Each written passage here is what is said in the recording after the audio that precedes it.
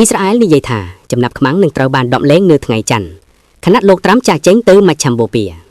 ប្រធានាធិបតីអាមេរិកលោកដូណាល់ត្រាំកំពុងធ្វើដំណើរទៅកាន់ប្រទេសអ៊ីស្រាអែលមុនពេលការដោះលែងចំណាប់ខ្មាំងជនជាតិអ៊ីស្រាអែលទាំង20នាក់ដែលរំពឹងថានៅមានជីវិតនៅហ្គាសា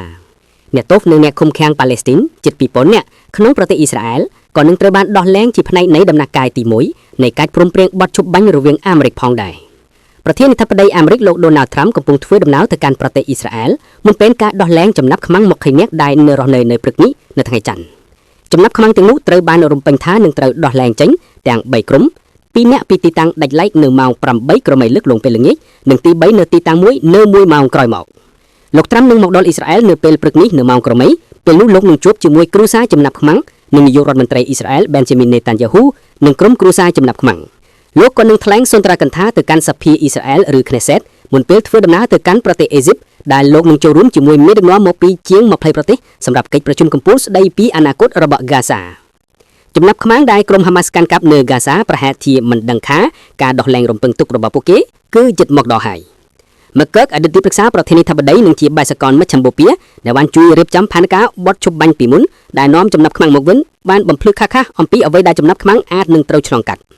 គាត់បានប្រាប់ CNN របស់ Jessica Dean ថាកន្លងបានម៉ោងនេះចំណាប់ខ្មាំងកំពុងត្រូវបានចាប់ខ្លួនដោយអ្នកចាប់ខ្លួនរបស់ពួកគេប្រហែលជាមិនដឹងថាមានអ្វីកើតឡើងទេគាត់បាននិយាយថាខ្ញុំបាននិយាយជាមួយចំណាប់ខ្មាំងជាច្រើនដែលបានឆ្លងកាត់រឿងនេះពួកគេមិនដឹងថាហេតុអ្វីបានជាពួកគេត្រូវបានទីបណ្ដុះពួកគេមិនដឹងថាហេតុអ្វីបានជាពួកគេត្រូវបានចេញទីថ្លៃរងក្រមនិងបន្តមកពួកគេនឹងត្រូវបានស្វាគមន៍ដោយគណៈកម្មាធិការអន្តរជាតិការកាប់ហំ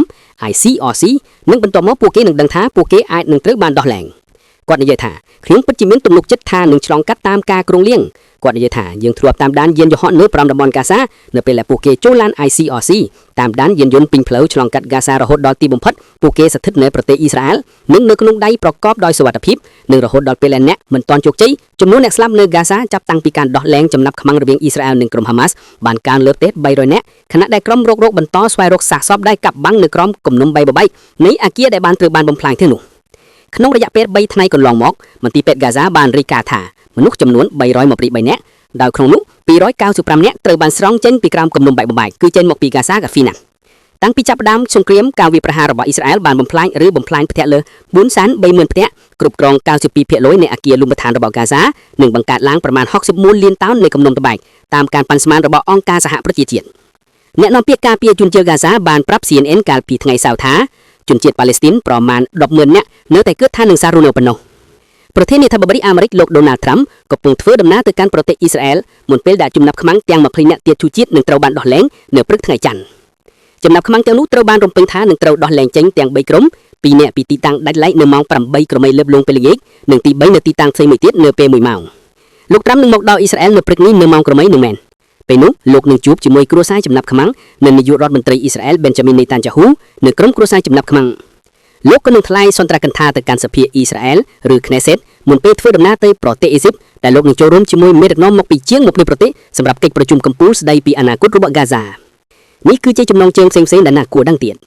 ទីឡានចំណាប់ខ្មាំងការត្រៀមកំពុងធ្វើឡើងនៅក្រុងតេលអាវីវដោយការរំពឹងទុកបានកើតឡើងមុនការដោះលែងដែលរំពឹងទុកការផ្សាយរតលពីការដោះលែងនិងបង្ហាញនៅគ្រឿងការ៉េចាប់តាំងពីម៉ោង4ទីនឹងព្រឹកនៅម៉ោងក្រោយនៅម៉ោង9យប់មានត្រឹមតែប៉ុណ្ណោះការ៉ាប់ទ័រយន្តជាតិជីវអាមេរិកាណាកូសាអ៊ីលសែលបានបង្កើនឲ្យមហាជនស័ព្ទសប្បាយនៅយប់មិញអ្នកទូតនិងអ្នកឃុំឃាំងប៉ាឡេស្ទីនរាប់រយភាគរយនិងអ្នកជាប់ពន្ធនាគារនឹងត្រូវបានដោះលែងនិងត្រូវបានបណ្ដេញបញ្ចូលនៅព្រំតំបន់ហ្គាសាតាមរយៈអង្គការកណ្ដាលជាភាលោកត្រាំមានទំនុកចិត្តថ្លែងនៅលើយន្តហោះ Air Force One ប្រធានាធិបតីសហរដ្ឋអាមេរិកបានសម្ដែងការជឿជាក់ថាបទឈប់បាញ់នឹងធ្វើឡើងដោយប្រាប់អ្នកសារព័ត៌មានថាសង្គ្រាមបានបញ្ចប់រថយន្តជំនួយបានតម្រង់ជួរគ្នាទន្ទឹមនឹងនោះសារព័ត៌មាន Al Khayra ដែលមានទំនាក់ទំនងនឹងរដ្ឋរបស់ប្រទេសអេស៊ីបនិយាយថារថយន្តជំនួយមនុស្សធម៌រាប់សិបគ្រឿងត្រូវបានតម្រង់ជួរនៅផ្នែកខាងអេស៊ីបនៃច្រកព្រំដែន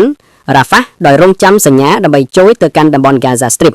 វឌ្ឍនភាពពិតប្រាកដក្នុងការជំនួយអង្គការសហប្រជាជាតិនិយាយថារួមជាមួយដៃគូរបស់ខ្លួនវាបានចែកចាយអាហារក្តៅៗនិងបាច់នំប៉័ងរាប់រយរាប់ពាន់នៅភាគខាងជើងនិងភាគខាងត្បូងនៃតំបន់ Gaza ក្នុងអ្វីដែលខ្លួនសង្ឃឹមគឺគ្រាន់តែជាការចាប់ផ្ដើមនៃវឌ្ឍនភាពមនុស្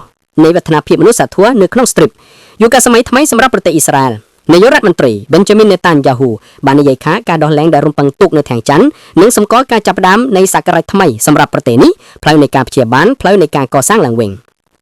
រដ្ឋមន្ត្រីការបរទេសអ៊ីរ៉ង់លោក Abbas Araghchi បានសរសេរនៅលើទំព័រ X ថាមន្ត្រីអ៊ីរ៉ង់នឹងមិនចូលរួមកិច្ចប្រជុំនៅទីក្រុង Sharm el-Sheikh របស់អេស៊ីបនៅថ្ងៃច័ន្ទនេះបើទោះបីជាបានទទួលការអញ្ជើញក៏ដោយលោក Araghchi បាននិយាយថាខ្លួននឹងប្រធានាធិបតីអ៊ីរ៉ង់ Masoud Pezeshkian នឹងមិនចូលរួមជាមួយសមាភិកដែលបានវាយប្រហារប្រជាជនអ៊ីរ៉ង់ហើយបន្តគំរាមកំហែងនិងដាក់ទណ្ឌកម្មពួកយើងប៉ុន្តែលោក Araghchi បាននិយាយថាអ៊ីរ៉ង់ស្វាគមន៍ចំពោះគំនិតផ្ដាំព្យួរណាមួយដែលបញ្ចប់សង្គ្រាមនៅហ្គាហ្សាប្រធានាធិបតីអាមេរិកលោក Donald Trump កំពុងមកដល់ទីក្រុងនៅថ្ងៃច័ន្ទនេះដើម្បីជាប្រធានកិច្ចការនេះក្នុងការប្រារព្ធពិធីចុះហត្ថលេខាលើកិច្ចព្រមព្រៀងដំណាក់កាលទី1ដើម្បីបញ្ចប់សង្គ្រាមនៅតំបន់ហ្គាហ្សាការិយាល័យអង្គការសហប្រជាជាតិសម្រាប់ការសម្របសម្រួលកិច្ចការមនុស្សធម៌ OCHA និយាយថាមានវឌ្ឍនភាពពិតប្រាកដក្នុងប្រតិបត្តិការផ្ដល់ជំនួយនៅទូទាំងតំបន់ហ្គាហ្សាចាប់តាំងពីបទជុំបាញ់បានចូលជាធរមានកាលពីថ្ងៃសុក្រOCHA បាននិយាយនៅក្នុងសេចក្តីថ្លែងការណ៍មួយកាលពីថ្ងៃអាទិត្យថាជាលើកដំបូងចាប់ពីខែមិនិនាអូស្មန်ដំឡល់កោតអាហារបានចូលទៅកាន់តំបន់តែចំនួនច្រើនទៀតសម្រាប់គ្រួសារដែលផ្លាស់ប្ដូរទីលំនៅសាច់កោសូផ្លែឈើស្រស់ម្សៅនិងថ្នាំផ្សេងៗទៀតក៏បានឆ្លងកាត់ចូលទៅកាន់តំបន់ហ្គាហ្សារាប់ថ្ងៃផងដែរសេចក្តីថ្លែងការណ៍នេះបានបន្ថែមថាអង្គការសហប្រជាជាតិនិងដៃគូរបស់យើងបានចែកចាយអាហារក្តៅៗនិងបាញ់នំប៉័ងរាប់រយរាប់ពាន់នៅភាគខាងជើងនិងភាគខាងត្បូងនៃតំបន់ជាមួយនឹងការបន្ធូរបន្ថយចលនានិងរឹតចម្រេញការចូលដល់តំបន់ចំណុចបណ្ដន់ក្នុងតំបន់ចំនួននៃតំបន់ហ្គាហ្សាក្រុមមនុស្សធម៌ក៏អាចត្រួតពិនិត្យផ្លូវមេគង្គគ្មានគ្រោះថ្នាក់ដោយសារធាតុផ្ទុះនិងជួយគ្រួសារដែលផ្លាប់ដកទីលំនៅនៅតំបន់ដែលរងគ្រោះនឹងទឹកជំនន់នៅក្នុងការត្រៀមខ្លួនសម្រាប់រដូវខាងលិចOCHA បាននិយាយថាអ៊ីស្រាអែលបានយល់ព្រមការដឹកជញ្ជូនជំនួយបន្ថែមនាំឲ្យចំនួនទាំងអស់ដែលបានចម្រុះរហូត